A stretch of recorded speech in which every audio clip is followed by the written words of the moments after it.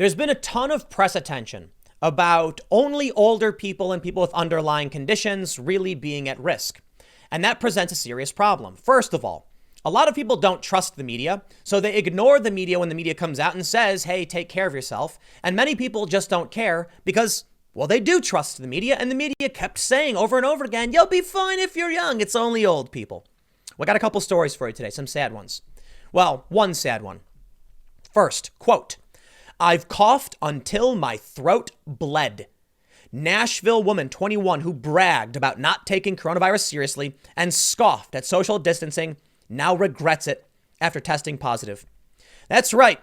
Arrogant young people have been going out and partying. They've been going to beaches. They've just been saying, we don't care. We're going to be fine. Why? Well, the media has said over and over again, the people at risk are older people. And then we've seen people respond to this by saying, maybe we should tell young people to get back to work. Maybe, I don't know. But young people will still get sick and they will still die, because the other sad story is that a 16-year-old girl did die and she had no underlying conditions. French schoolgirl 16 with no underlying medical conditions becomes youngest person in Europe to die from coronavirus after a slight cough. We hear so many stories of people catching this, feeling a slight cough, and then one day just dying. That's why it's so serious. New York reported I believe the number is 177 deaths in 24 hours. Congratulations, it surpassed the flu. Now you get it, right? Let's read the story.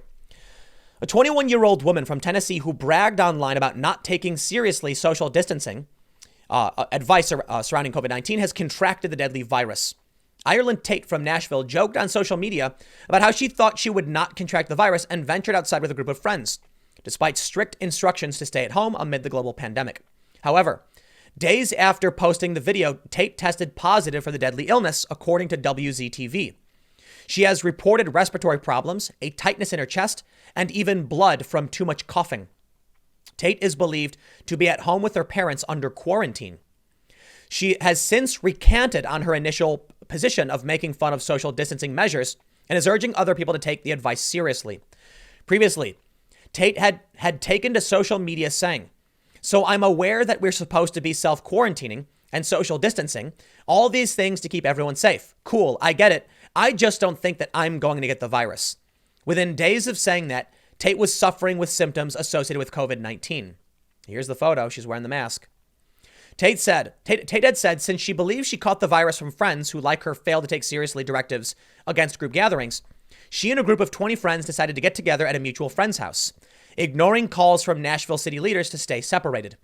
In a subsequent video, Tate says, it feels like someone is sitting on my chest at all times. It's really hard to breathe. I've coughed until my throat has bled. And she's 21.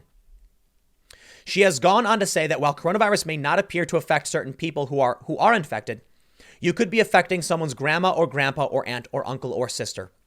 Coronavirus was initially believed to be particularly contagious among the elderly. But in recent weeks, more and more young people have also fallen victim. And this is what I said before. Now, not necessarily. What I was pointing out is that in research dealing with the Spanish flu, it hit the elderly first, and then a second wave came about in August of 1918, hitting young people. Man, these people think they're invincible, but this is how it happens. Is it going to hit everybody? I don't know, maybe not, but it's at least hitting some. The World Health Organization has warned younger generations that they are not immune to the virus, urging them to avoid socializing and potentially passing COVID-19 to older and more vulnerable people. But just don't get sick yourself. You will get sick. WHO Director General Tedros Adhanom Ghebreyesus said the choice young people make about social distancing can be the difference between life and death. I'll tell you what, if you think it's funny and you don't care and it's all stupid, overhyped nonsense, then you go and get yourself infected by partying and ignoring this stuff. And then when you're struggling to breathe and coughing up blood, I hate to say I told you so. It's not the first person who has done something like this. Now let's move on to the sadder story. The real ramifications of you getting someone else sick. And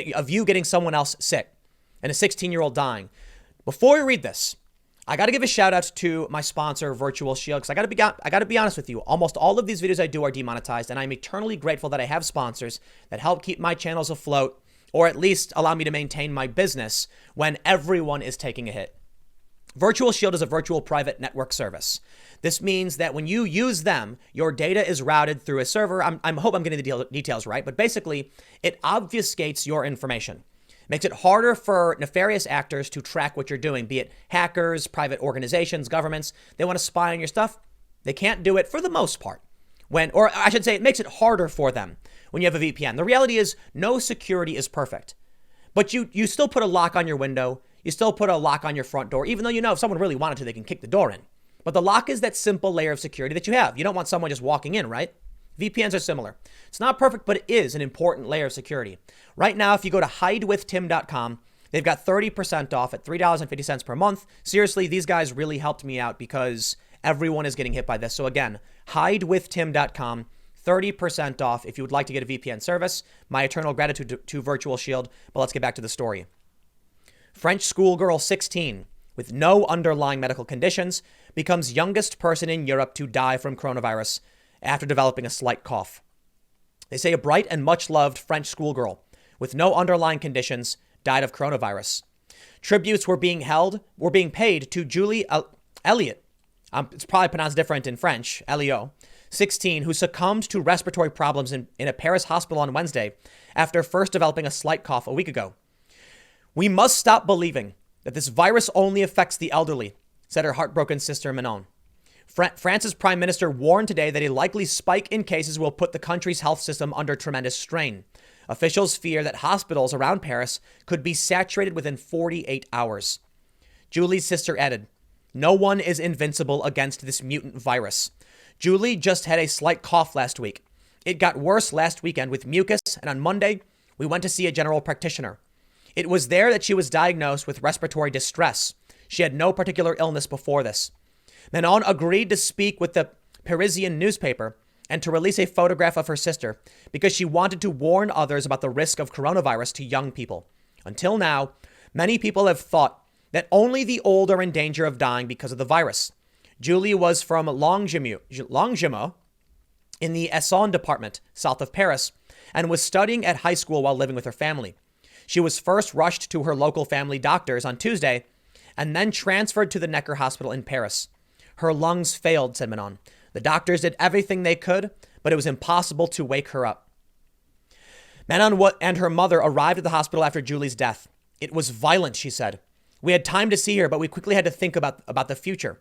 Manon said Julie was bright and much loved and loved to dance and sing and make people laugh. It's unbearable, said Julie's mother, Sabine. She just had a mild cough that she tried to cure with syrup, herbs, and inhalations. On Saturday, Julie began to be short of breath. She was having a hard time catching her breath. Then came the coughing fits.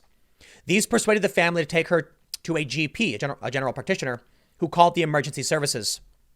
They arrived in full overalls, masks and gloves. This was another dimension. This is sad, man. Her funeral will take place on Monday in her hometown, but with only 10 people maximum taking part. I read a story from one of these doctors. And while these stories will tell you that these people are coughing, having coughing fits, what you're not hearing, because I think they're trying to spare you the gruesome details. In one of the stories I read, this was from ProPublica, people's lungs fill with fluid, and then no amount of oxygen actually gets in their lungs, so it feels like they are suffocating or drowning. They have a ventilator in their mouth, and they become irrational and panicked.